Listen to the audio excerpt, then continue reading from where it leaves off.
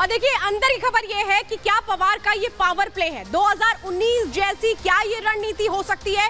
कई सवाल यहाँ पर उठ खड़े हुए हैं। 2019 में साथ जाने पर सहमति बन गई थी, अब क्या उसी स्ट्रैटेजी पे आगे बढ़ रहे हैं? इजाजत के बाद अजित पवार डिप्टी सीएम भी बन गए थे, वो दिन भी आपको याद होगा।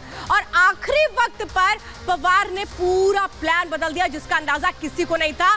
और इसी साल नागालैंड में पवार ने समर्थन दिया था और इसे कहा जाता है कि पवार को समझ पाना भी कई बार मुश्किल होता है। नागालैंड में एनडीए को बाहर से समर्थन दिया गया था और इसीलिए कहा जा रहा था कि एनडीए को समर्थन है तो क्या बीजेपी के साथ भी वो रहेंगे? ये वो पॉलिटिक्स है जो अब शरद पवार की पॉलिटिक्स के तौर पर जानी जाती है। ये पवार का पॉलिटिक्स ड्रामा राज ठाकरे ये कह रहे हैं, तो ये पूरा गेम है। लेकिन अब मैं आपको बताती हूँ कि अब जो लोग शामिल हुए हैं उनकी क्या एक हैसियत है, क्या एक कद है। जो पवार के करीबी है उनका जो कद पहले रहा अब रहा उसका डिफरेंस समझिए। जो कांग्रेस एनसीपी सरकार में जो डिप्टी सीएम रहे हैं ये अजित पवार है, अब क्या है? अब शिंदे सरकार में ये डिप्टी सीएम है, क्योंकि इनकी हसरत आई थी कि डिप्टी सीएम बनाया जाए, लेकिन एनसीपी ने एकदम किनारे कर दिया। इसके बाद किसका साथ इन्होंने निभाया? बीजेपी का, क्योंकि बीजेपी को भी इससे फायदा है। अब ये समझिए कि ये सिर्फ यहाँ तक बात नहीं है, या ये महाविकास अघाड़ी में भी डिप्टी सीएम थे, यानी कि 2 बार शिंदे सरकार में अब ये आ चुके हैं। अब अगला नाम आप समझिए प्रफुल्ल पटेल, ये यूपीए सरकार में नागरिक उड्डयन राज्य मंत्री रहे, अब कहां है? ये अजित पवार के साथ है, अजित पवार के साथ बीजेपी में अपनी पारी शुरू कर रहे हैं। यूपीए सरकार में भारी उद्योग मंत्री भी ये रहे हैं, यानी खद अच्छा खासा रहा है। एनसीपी में पावरफुल लीडर्स के तौर पर ये जाने जाते रहे। पवार ने एनसीपी कार्यकारी अध्यक्ष भी इन्हें बनाया था। अब अगर अगला नाम है छगन भुजबल का, कांग्रेस एनसीपी सरकार में ये भी डिप्टी सीएम रहे हैं, लेकिन अब शिंदे सरकार में मंत्री बने। पोर्टफोलियो अभी नहीं पता है, लेकिन मंत्री पद इन्हें भी दे दिया गया है। महाराष्ट्र एनसीपी के पहले अध्यक्ष भी रहे हैं छगन भुजबल। ये वो स्ट्रॉन्ग पिलर्स है एनसीपी के जो एनसीपी को मजबूत करते आए हैं, लेकिन अजित पवार के साथ जाना इन्होंने मुनासिब समझा शरद पवार को छोड़ करके। ये महाविकास अघाड़ी सरकार में खाद्य आपूर्ति विभाग में भी रहे हैं, तो ये वो बड़े चेहरे हैं, वो बड़े नाम हैं जो अब जा चुके हैं शिंदे के साथ। इसी के साथ कई सवाल यहाँ खड़े होते हैं इन नामों के अलावा कि क्या इस स्टेट पॉलिटिक्स का असर दूसरे स्टेट्स पर भी पड़ेगा। चलिए आप बताने जा रहे हैं आपको कि महाराष्ट्र के बाद क्या अगला नंबर बिहार का आने वाला है। स्टूडियो रिपोर्ट देखिए।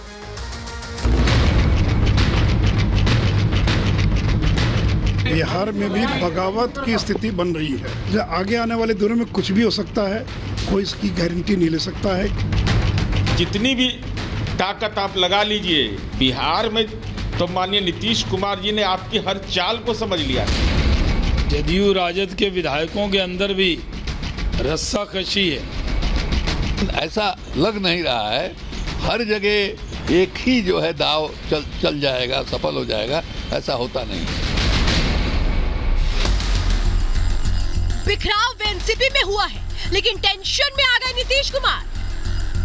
शरद पवार की पार्टी में हुई टूट ने बिहार की सियासत में बेचैनी बढ़ा दी है। महाराष्ट्र के बदले समीकरणों ने नीतीश बाबू का गुणा गणित बिगाड़ कर रख दिया है। नीतीश कुमार चंद रोज पहले विपक्षी नेताओं की एकजुटता का दम भर रहे थे, फोटो खिंचवा रहे थे। अब बीजेपी कह रही है कि ये फोटो सेशन ही पवार पर भारी पड़ा है और अगला नंबर जेडीयू का आने वाला है। जनता दल में विद्रोह की स्थिति है और आज की स्थिति में 8-10 से ज्यादा सीट मिलने की कोई गुंजाइश नहीं है। तो जो सांसद है उनको भी लगता है कि पता नहीं उनका भविष्य क्या होगा। फिर नीतीश कुमार के बाद जनता दलियों का कोई भविष्य नहीं है, सारे लोग अपना भविष्य अंधकार में देख रहे हैं और इसलिए एक भगदड़ की स्थिति है। वो जो सांसद है विधायक है दूसरे दलों से संपर्क कर रहे हैं, तो इसी स्थिति में जो खलबली मची हुई है इसे नीतीश कुमार घबराए हुए हैं। आगे आने वाले दिनों में कुछ भी हो सकता है। एकदम स्वाभाविक है, जनता दल यूनाइटेड के सांसद विधायक पूरी तरह परेशान है कि जीत के कैसे आएंगे।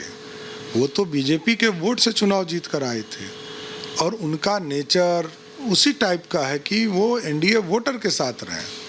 स्वाभाविक है, जिस तरह नीतीश कुमार जी की लोकप्रियता खत्म हुई है, बिहार के राजनीति से अप्रासंगिक हो चुके हैं, अब नीतीश कुमार जी की तरफ कोई देख भी नहीं रहा। तो नीतीश जी वे डरे हुए हताश हैं कि जनता तो भाग ही चुकी है, कहीं विधायक सांसद नहीं भागे। बीजेपी दावा कर रही है कि एनसीपी से बड़ी भगदड़ जेडीयू में मचेगी। तो उपेंद्र कुशवाहा विपक्षी एकजुटता के शिशु को गर्भ में ही विकलांग बता रहे हैं। तो अभी तो ये शुरुआत है, पटना में जो लोग इकट्ठे हुए थे, उस इकट्ठे होने के बाद महाराष्ट्र में उसका इफेक्ट आ गया है और बीच में ही इफेक्ट आ गया था जब अरविंद केजरीवाल प्रेस कॉन्फ्रेंस से ही चले गए थे। तो ये तो खाना पूर्ति थी, लेकिन उसका विपक्षी एकता के नाम पर जो सौगंध ले रहे थे लोग, उनको आज सही संदेश चला गया होगा। महाराष्ट्र में जो कुछ भी हुआ है यह बहुत अस्वाभाविक नहीं। जिस तरह की कोशिश देश भर में चल रही है विपक्षी एकता के नाम पर, इस कोशिश का परिणाम इसी रूप में होना ही था। एक तरह से कहा जाए कि विपक्ष की एकता नाम का जो शिशु है वह गर्भ में ही विकलांग है, इस बात का पता महाराष्ट्र की घटना से चला है। और ऐसा इसलिए भी होना था कि जिस माँ के कोख में वह शिशु विपक्षी एकता नाम का है, वह माँ ही जब कुपोषित है तो बच्चा की क्या स्थिति होगी।